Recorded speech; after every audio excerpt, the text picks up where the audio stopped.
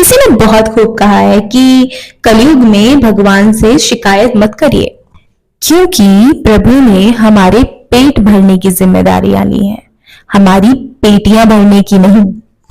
नमस्कार, आप सभी का स्वागत है मेरे YouTube चैनल एनलाइटेंड पाथवे में।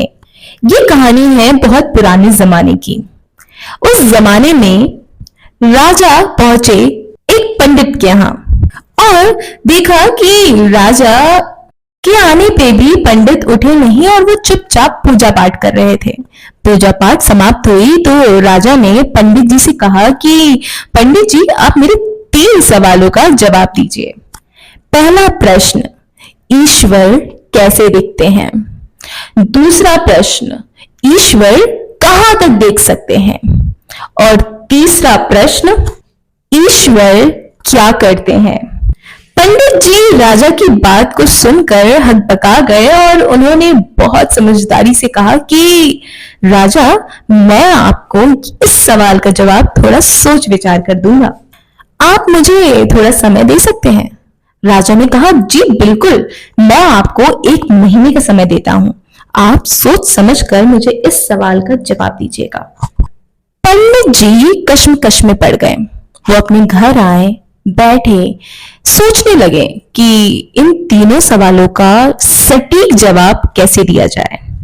उन्होंने सारे वेद, सारी ज्ञान की पुस्तकों को छान मारा, लेकिन फिर भी उन्हें समझ नहीं आ रहा था कि वो राजा के सवालों का जवाब कैसे दें। जैसे जैसे समय बीत रहा था, जैसे जैसे वो 1 महीने का समय जो राजा ने उन्हें डेडलाइन के रूप में दिया था वो बीत रहा था, वैसे वैसे पंडित जी की धड़कनें तेज होती जा रही थी। पंडित जी का एक पुत्र था, वो बहुत विद्वान था, समझदार था। उसने अपने पिता की चिंता को पढ़ लिया और उसने पूछा कि पिताजी, क्या हुआ? आप मुझे थोड़े परेशान दिखाई दे रहे हैं। तो पंडित जी ने बताया कि पुत्र, राजा ने मुझे 3 प्रश्न दिए हैं और उन तीनों प्रश्नों का उत्तर मुझे सटीक रूप में देना है, और राजा ने मुझे उत्तर देने के लिए 1 महीने का समय भी दिया था, पर मैं उन उत्तर को ढूंढ नहीं पाया। तो बेटे ने कहा, बस इतनी सी बात? क्या प्रश्न है राजा के? तो पंडित जी ने कहा कि पहला प्रश्न तो ये है कि राजा ने पूछा कि ईश्वर कैसे दिखते हैं, ईश्वर करते क्या है और ईश्वर कहां तक देखते हैं? तो राजा के बेटे ने कहा, बस इतनी सी बात है। एक काम कीजिए पिताजी, आप मुझे लेके चलिए राजा के दरबार में और मैं इन तीनों प्रश्नों का सटीक उत्तर दूंगा। पंडित जी चौंक गए। उन्होंने कहा, अरे तो मुझे बताओ पहले। तो लड़का कहता है कि नहीं पिताजी, आप मेरे साथ चलिए, मैं आपको राजा के सामने उनके दरबार में ही बताऊंगा। 1 महीने का समय बीत गया। राजा के दरबार में पंडित जी अपने पुत्र को लेकर पहुंचे। तो राजा ने कहा कि हाँ पंडित जी, चलिए जवाब दीजिए। तो पंडित जी कहते हैं कि महाराज, मैं जवाब नहीं दूंगा, इस सवाल का जवाब मेरा बेटा देगा। ये बहुत विद्वान, यशस्वी, तेज है और ये मुझसे बेहतर तरीके से इस बात का जवाब दे सकता है। तो राजा ने कहा कि ठीक है, तो बताओ बेटा, पहले प्रश्न का क्या जवाब है?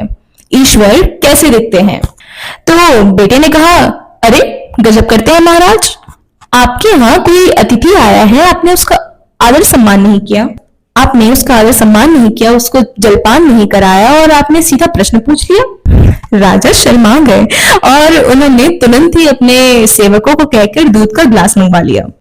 जैसे ही दूध का ग्लास आया तो पंडित जी ने दूध के ग्लास में उंगली डाल के देखना शुरू किया, फिर उसमें पानी मिलाकर देखना शुरू किया। तो राजा पूछ पड़ते हैं कि तुम ये क्या कर रहे हो? तो उसने कहा कि महाराज, मैं तो इसमें मक्खन ढूंढ रहा हूँ। तो राजा ने कहा कि दूध में ऐसे मक्खन कैसे मिल सकता है? दूध से पहले दही बनाया जाता है, दही से फिर मक्खन निकाला जाता है, और वो भी कितने मथने के बाद उसमें से मक्खन निकलता है। तो लड़के ने कहा, जी बिल्कुल, आपने ठीक कहा, ईश्वर हमें ऐसे ही थोड़ी दिखाई देंगे, वो हर आत्मा के अंदर विद्यमान है, हर जीव में है, हर कहीं है परमात्मा। अगर आपको ईश्वर को देखना है तो आपको पहले उन नियमों का पालन करना पड़ेगा, आपको ध्यान करना पड़ेगा, आपको पूजा पाठ करनी पड़ेगी, आपको अच्छे कर्म करने पड़ेंगे, आपको साधना करना पड़ेगा, फिर जाके आपको भगवान दिखाई देंगे और फिर आप जान पाएंगे कि भगवान असलियत में दिखते कैसे हैं। राजा जवाब से बहुत खुश हुआ और उसने कहा कि चलो ठीक है, अब तुम मुझे दूसरे प्रश्न का उत्तर दो कि भगवान जो है वो कहाँ तक देख सकते हैं। तो पंडित जी के बेटे ने कहा कि आप एक मोमबत्ती घुमाइए। तो मोमबत्ती जलाई गई। तो पंडित जी के बेटे ने कहा कि आप मुझे एक बात बताइए कि इस मोमबत्ती की रोशनी कहाँ तक जा रही है। तो राजा ने कहा कि इस मोमबत्ती की रोशनी तो चारों ओर जा रही है। तो लड़के ने कहा ठीक इसी तरह भगवान हमारे प्रभु, उनकी भी पहुंच चारों ओर है, उनकी नजर हम सब पर है क्योंकि हम सभी उनके संतान हैं। चारों ओर प्रभु का प्रकाश विद्यमान है।